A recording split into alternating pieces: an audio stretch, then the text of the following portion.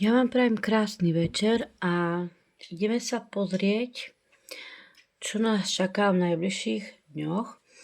Urobila som si taký väčší výklad, už mám kartičky tu krásne vyložené a pozrieme sa na to, čo to tu je. Prvá karta mi prišla úžasná príležitosť.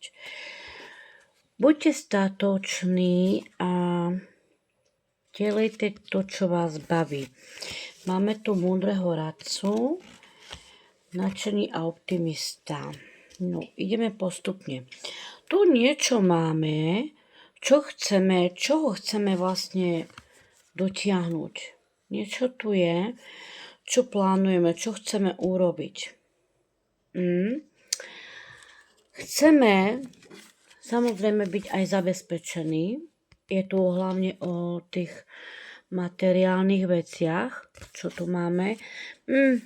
Ale máme tu aj prekážku, kde vlastne sa nám tak ako keby veľmi nedarí. Niečo nejde tak, ako by sme si prijali, ale karty vravia, že je tu nejaká ponuka, ktorú dostaneme. Viac menej mi to ukazuje takú mužskú energiu. Ak ste muži, tak si to môžete prehodiť, alebo aj tak môžete dostať samozrejme dobrú nejakú správu od nejakého človeka. Je tu posun, je tu nejaký posun, ktorý vlastne, je tu nejaký pohyb. Lenže ten pohyb je nejaký pomalý, ako keby sa nerozvíjal tak, ako by ste čakali. Je to strašne pomalé pre vás. Oslobodenie. Vy potrebujete pomôcť. Vy naozaj, táto situácia, keby sa vyriešila, vám by to strašne pomohlo. No, každopádne nebudete na to sami. Niekto vám tu prichádza pomôcť. Mám ďalšie karty, potrebujem nové, ale nevadí.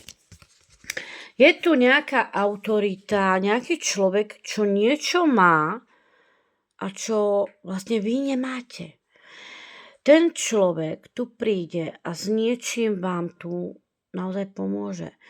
Môžu to byť peniaze, môže to byť bývanie, môže to byť treba nejaký kontakt, ktorý vám veľmi pomôže a sa spojiť s určitou osobou.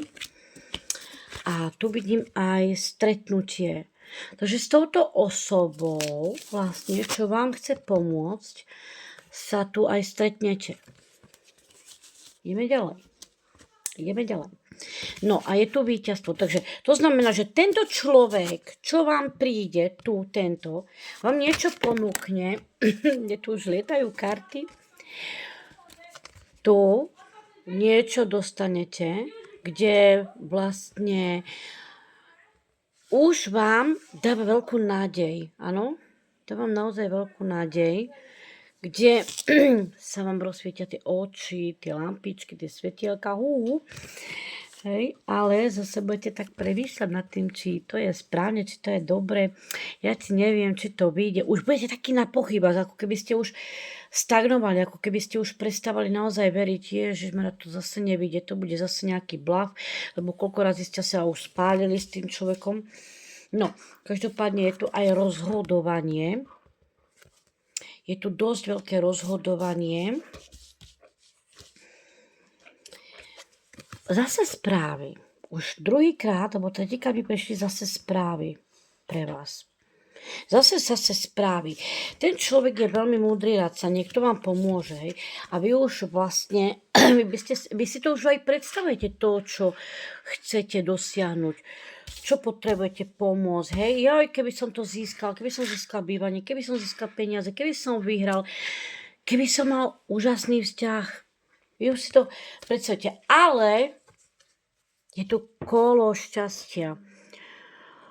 To znamená, že to osudové a že naozaj zhora vám niečo posielajú, kde budete mať tu veľmi dobré správy, kde naozaj vám to pošlu, to, čo potrebujete.